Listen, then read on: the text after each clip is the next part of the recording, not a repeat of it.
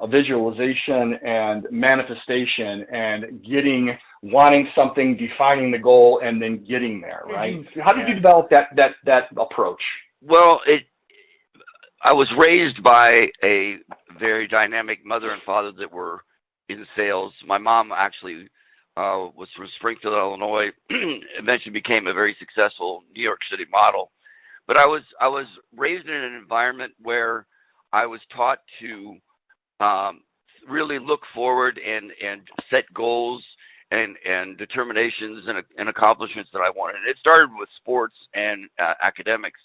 But then when I went into training with my first company in the search business, Charlotte Personnel Systems, 1979, they started me off with understanding when I eventually coined a phrase. It's called why factors.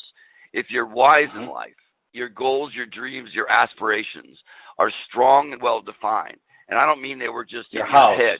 Yes, the house, right, the car, the vacation, the retirement, the children, the college education, making an impact even from a social standpoint with the money that you wanted to earn. And you tied that to the activity numbers that you have so eloquently described, coming down bottom line to your connects, is that we know the numbers work.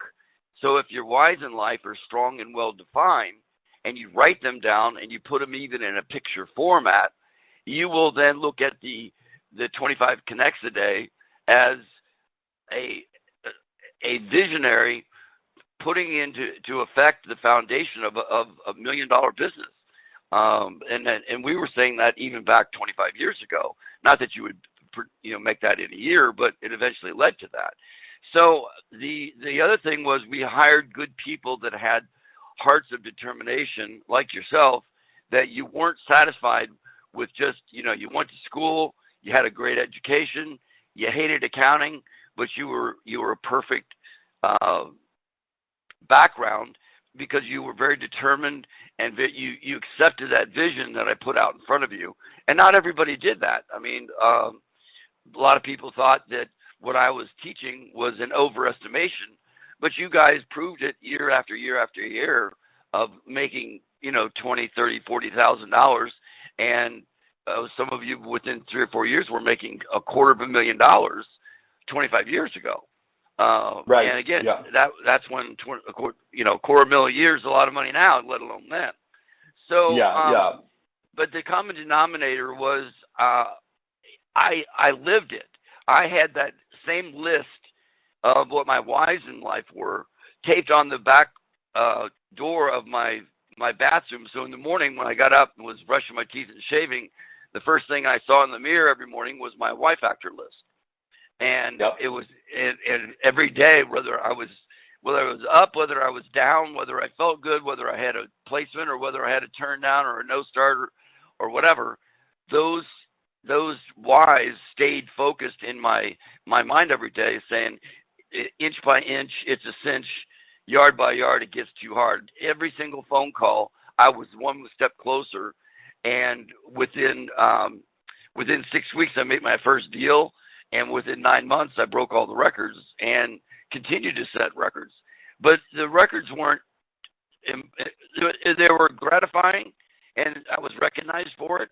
But more it was what I was doing for my family and other people in my center of influence that it opened up the door financially, where I went from making $10,000 a year at Prudential Insurance Company to within 3 years, 1982, I made $100,000 for the first time. Nobody in the company had done that before.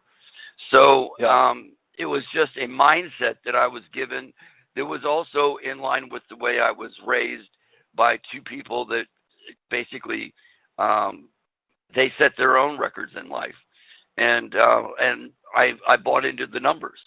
And because you could never get away from the numbers. I don't care how good a recruiter I am.